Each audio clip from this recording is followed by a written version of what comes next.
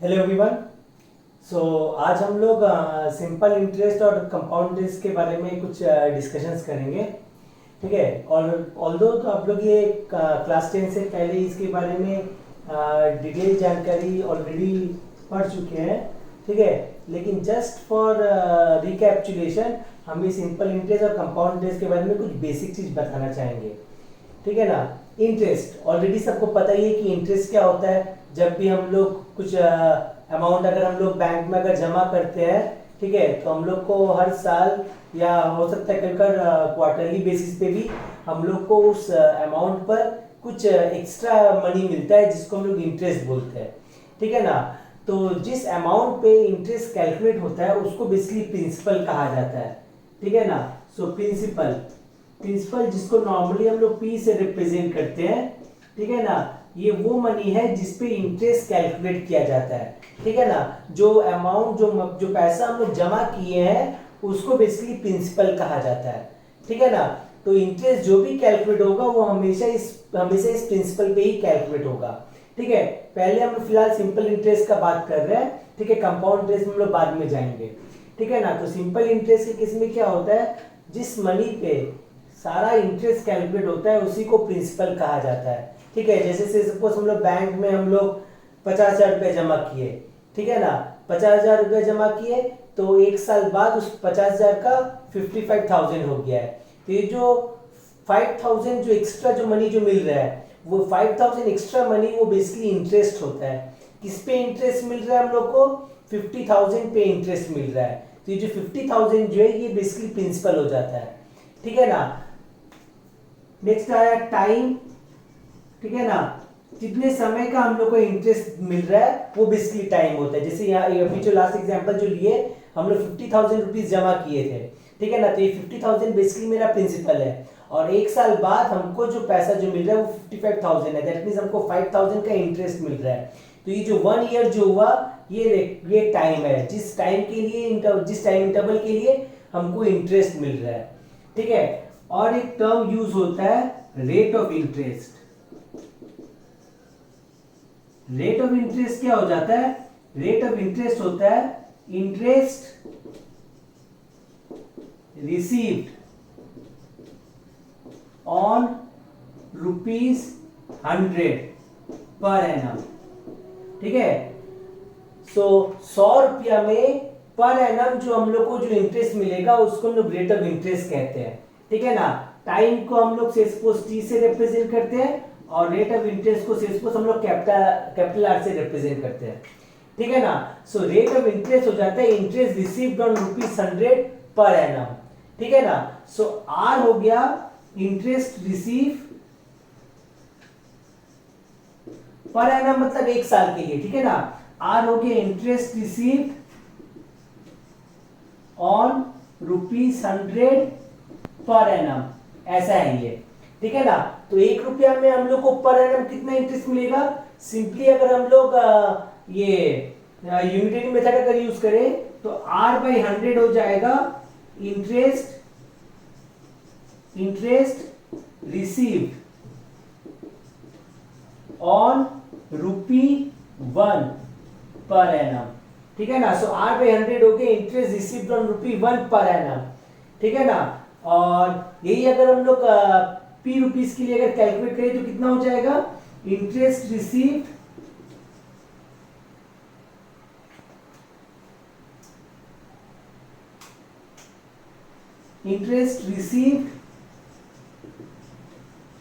On P per annum.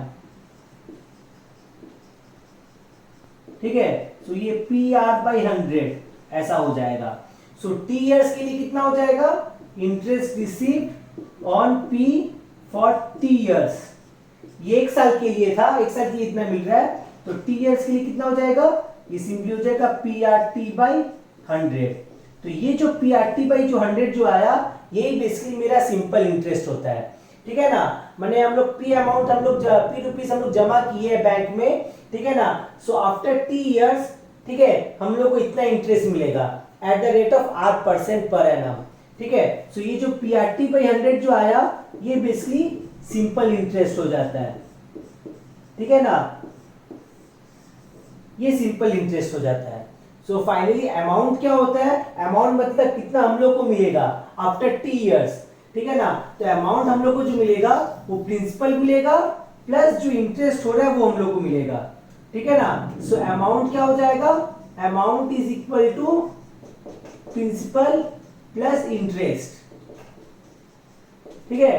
Principal plus interest is equal to amount हो जाता है, ठीक है ना।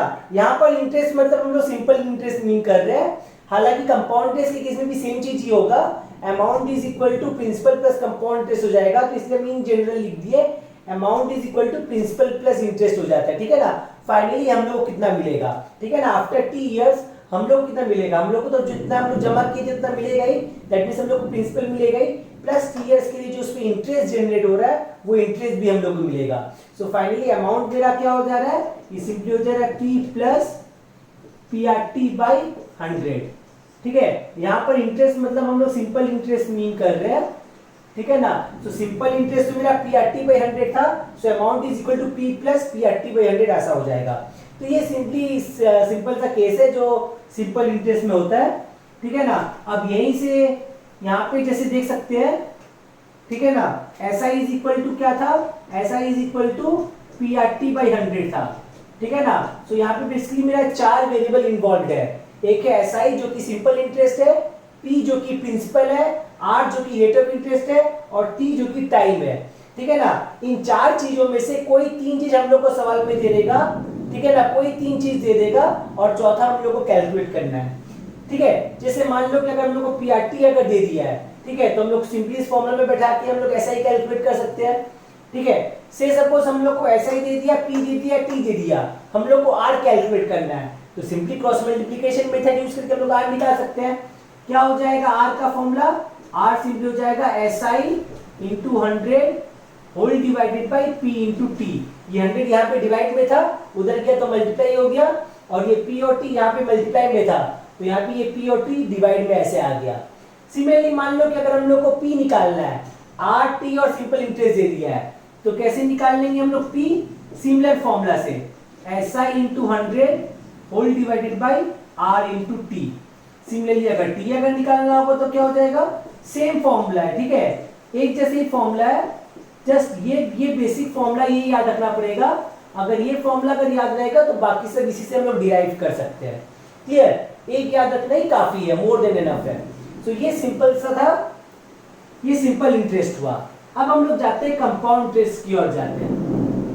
कंपाउंड इंटरेस्ट और सिंपल इंटरेस्ट में क्या डिफरेंस है, ठीक है। कंपाउंड इंटरेस्ट और सिंपल इंटरेस्ट में एक बहुत एक छोटा सा डिफरेंस है,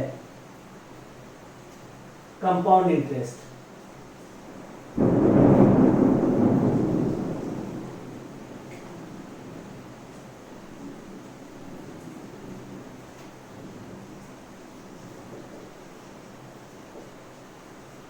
अच्छा, जैसे मान लो कि इंटरेस्ट जो है हम लोग फिलहाल हम लोग एनुअली का ही केस ले रहे हैं, ठीक है ना।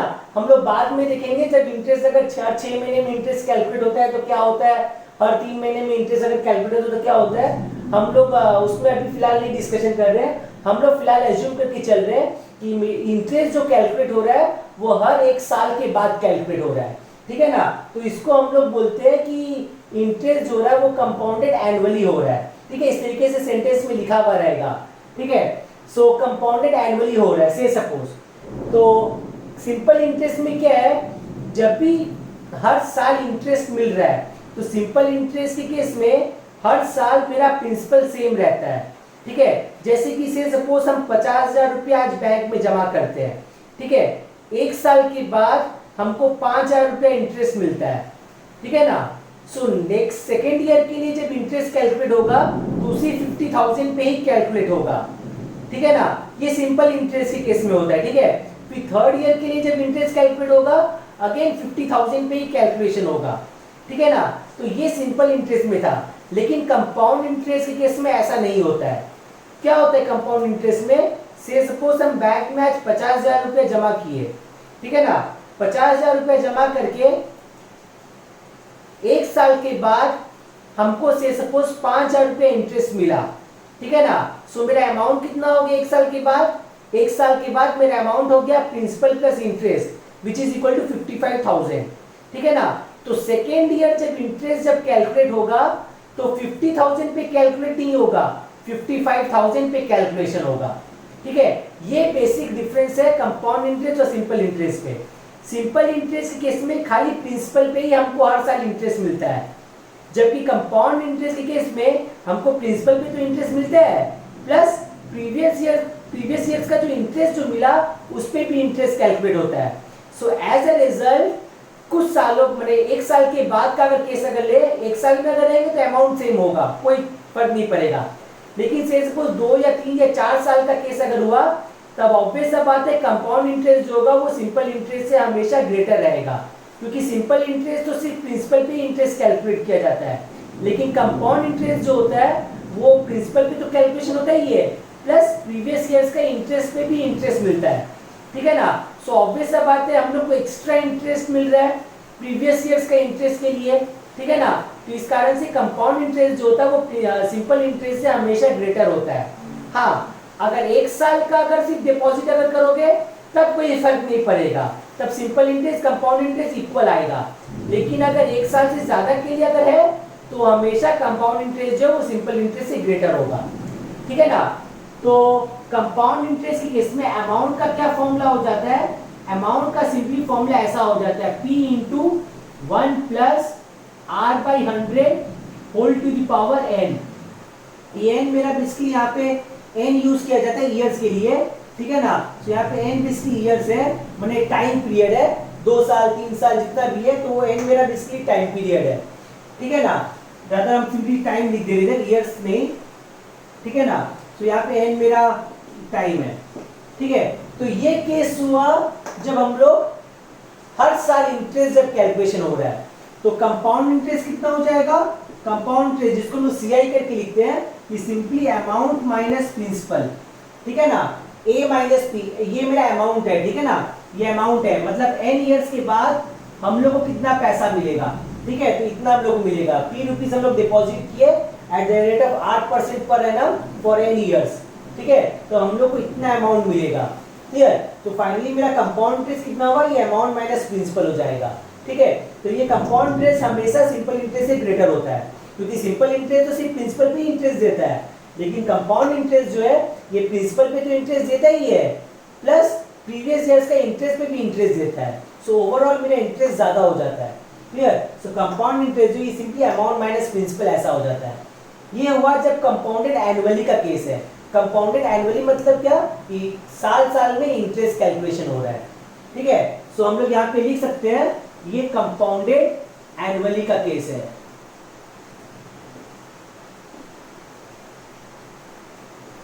ठीक है ना। अगर कंपाउंडेड सेमी एनुअली हुआ तो क्या हो जाएगा,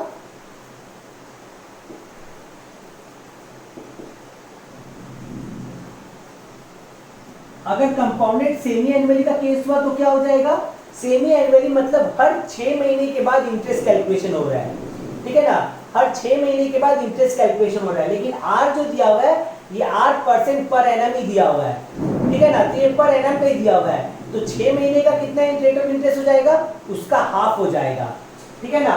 तो अमाउंट कितना हो जाएगा, ये सिंपली हो जाएगा P into 1 plus R by 2 whole divided by 100 whole to the power 2n।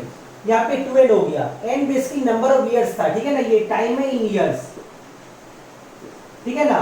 तो जैसे मान लो कि 2 साल है, तो 2 साल में कितना सेमी एनुअल आया, कितना हाफ ईयरली आया, 4 हाफ ईयरली आया, ठीक है ना। 2 साल में 4 हाफ ईयरली आया, तो इसीलिए 2n हो गया, ठीक है ना।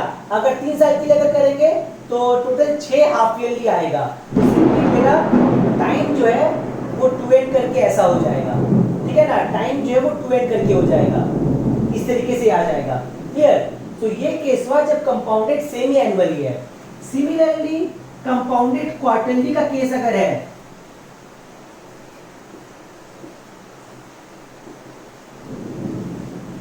सिमिलरली कंपाउंडेड क्वार्टरली का केस अगर है, क्वार्टरली का मतलब क्या कि हर 4 महीने में इंटरेस्ट कैलकुलेशन हो रहा है। तो अगर हर 4 महीने में इंटरेस्ट कैलकुलेशन अगर होगा तब क्या हो जाएगा अमाउंट, तब अमाउंट जो है ये सिंपली ऐसा हो जाएगा P into 1 plus r by 4 whole divided by 100 to the power 4n, ठीक है ना। बी केयरफुल, n जो ये मेरा टाइम इन ईयर्स है, ठीक है ना। तो जैसे मान लो कि 1 साल अगर दिया हुआ है तो पावर में 4 हो जाएगा, क्योंकि 1 साल में 4 क्वार्टर होता है, ठीक है ना।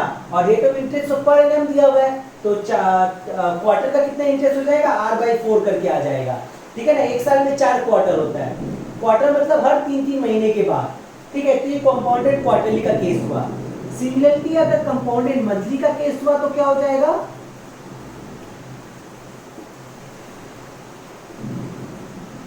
अगर कंपाउंडेड मंथली का केस अगर हुआ तब अमाउंट क्या हो जाएगा, ये सिंपली हो जाएगा p into 1 plus r/12 whole divided by 100 whole to the power 12n। ये हो गया कंपाउंडेड मंथली का केस अगर है तो, ठीक है। 1 साल में 12 महीना होता है, इसलिए पावर में 12n हो गया, और ये r/12 ऐसे करके आ गया, क्लियर। तो ये कंपाउंड इंटरेस्ट का केस था। जो इसमें लास्ट टॉपिक जो आता है सिंपल इंटरेस्ट और कंपाउंड इंटरेस्ट में, वो होता है effective rate of interest.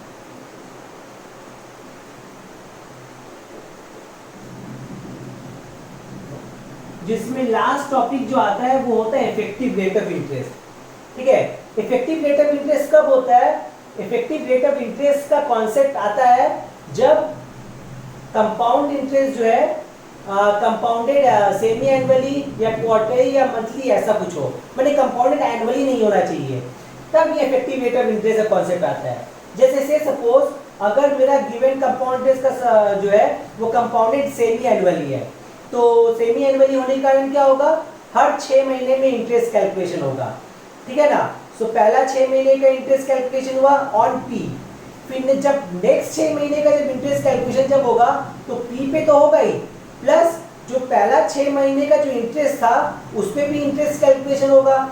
So over a year मेरा इफेक्टिव इंटरेस्ट जो है वो ज्यादा हो जाएगा कंपेयर टू दैट कि जब कंपाउंडेड एनुअली का केस था, ठीक है ना। जैसे से सपोज हम लोग एक एग्जांपल लेके देखते हैं, ठीक है ना। से सपोज हम लोग 100 रुपीज जमा दे रहे हैं, से सपोज पी मेरा ₹100 है और आर जो है ये से सपोज 10% है।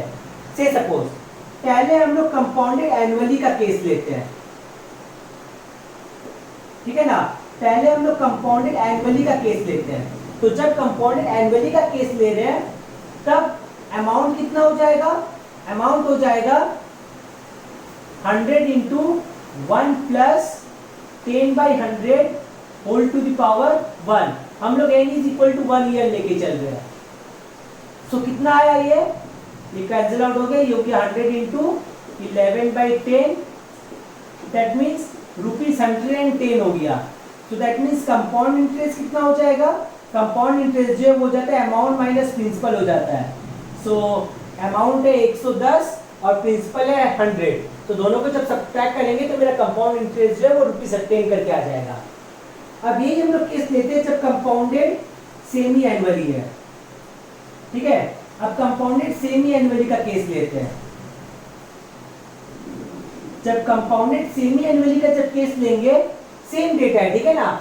P is equal to ₹100, R is equal to 10%, N is equal to 1 year, ठीक है। सो तब मेरा अमाउंट कितना आ जाएगा, तब अमाउंट हो जाएगा 100 into 1 plus 10/2 whole divided by 100 to the power 2, ठीक है ना। 1 साल में 2 हाफ ईयरली आएगा, तो इसलिए पावर में 2 हो गया। तो कितना आ गया, ये सिंपली हो गया 100 into 1 plus 1/20 whole to the power 2, that means हो गया 100 इंटू 21/20 का होल स्क्वायर, ठीक है ना। 21/20 का होल स्क्वायर जब करेंगे कितना हो जाएगा, ये तो हो जाएगा 100 इंटू 441 डिवाइडेड बाई 400।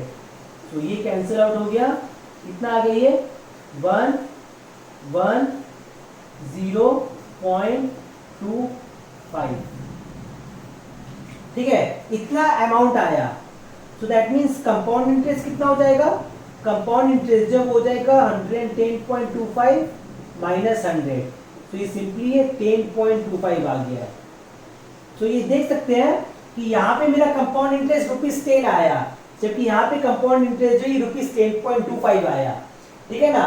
तो कंपाउंडेड एनुअली का जब केस ना हो, ठीक है ना, कंपाउंडेड एनुअली का केस जब ना हो, कंपाउंडेड सेमी एनुअली या कंपाउंडेड क्वार्टरली या कंपाउंडेड मंथली का जब केस हो, तब मेरा जो इफेक्टिव कंपाउंड इंटरेस्ट जो होता है वो हमेशा कंपाउंडेड एनुअली वाले केस से ज्यादा ही होता है, ठीक है ना। कंपाउंडेड एनुअली वाला केस जब ना हो, ठीक है ना, तब पर एनम मेरा जो कंपाउंड इंटरेस्ट जो आ रहा है वो हमेशा कंपाउंडेड एनुअली वाले केस से ज्यादा ही आएगा। क्यों ऐसा हो रहा है? क्योंकि ये यहाँ पे कंपाउंडेड सेमी एनुअली में हर 6 महीने पे इंटरेस्ट कैलकुलेशन हो रहा है। तो पहला जो 6 महीने पे जो इंटरेस्ट कैलकुलेशन हुआ वो ₹100 पे कैलकुलेशन हुआ, लेकिन जो सेकेंड 6 मंथ पे जब इंटरेस्ट जो कैलकुलेशन होगा वो 100 प्लस फर्स्ट 6 मंथ का जो इंटरेस्ट था उस पे कैलकुलेशन होगा। तो जो फर्स्ट 6 मंथ का जो इंटरेस्ट जो एक्स्ट्रा मिल रहा है उसके कारण से ये इंटरेस्ट ज्यादा आया, ठीक है। तो इसी केस में ये इफेक्टिव रेट ऑफ इंटरेस्ट का कॉन्सेप्ट आ जाता है, ठीक है ना। हमको इफेक्टिवली इंटरेस्ट ज्यादा मिल रहा है जितना हम लोग को यहाँ से मिलना चाहिए था। 10% का मतलब क्या होगा कि ₹100 पे हमको ₹10 इंटरेस्ट मिलना चाहिए, लेकिन यहाँ पे हमको इंटरेस्ट 10.25 मिला। That means effective rate of interest जो है वो ज्यादा है, ठीक है ना। तो ये इफेक्टिव रेट ऑफ इंटरेस्ट का कॉन्सेप्ट है। तो हम लोग effective rate of interest calculate कैसे करते हैं? इफेक्टिव रेट ऑफ इंटरेस्ट के लिए पी पता होना जरूरी नहीं है, ठीक है ना। सिर्फ आर पता हुआ होना चाहिए और ये पता होना चाहिए कि कंपाउंडेड एनुअली है कि कंपाउंडेड सेमी एनुअली है। कंपाउंडेड एनुअली की केस में तो होगा ही नहीं, सॉरी, कंपाउंडेड सेमी एनुअली है या कंपाउंडेड क्वार्टरली या कंपाउंडेड मंथली है। जैसे से सपोज हम लोग पहले कंपाउंडेड सेमी एनुअली का केस अगर ले, ठीक है, अगर कंपाउंडेड सेमी एनुअली का केस अगर ले तब are effective, that means effective rate of interest कितना हो जाएगा? ये हो जाएगा 100 into 1 plus R/2 divided by 100 whole to the power 2 minus 1, ठीक है ना। It's nothing but interest on ₹100 per annum, ठीक है ना। कंपाउंडेड सेमी एनुअली का जब केस होगा तो ₹100 पे कितना इंटरेस्ट कैलकुलेशन हो रहा है पर एनम, इसलिए पावर में 2 हो गया है, क्योंकि एक साल में 2 सेमी एनुअल होता है, इसलिए पावर में 2 हो गया है। और ये R तो हमको 8% पर एनम दिया होता है, इसलिए R/2 ऐसे आ गया। सिमिलरली अगर कंपाउंडेड क्वार्टरली का केस हो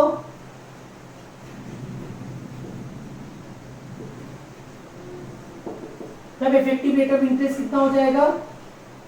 ये सिंपली हो जाएगा 100 into 1 plus R/4 whole divided by 100 का whole to the power 4 minus 1। एक साल में 4 क्वार्टर होते हैं, इसलिए पावर में 4 आ गया।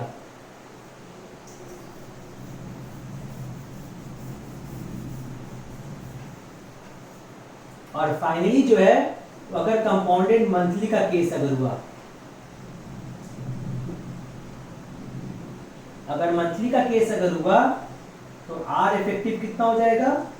ये सिंपली हो जाएगा 100 into 1 plus R/12 whole divided by 100 whole to the power 12 minus 1, ठीक है।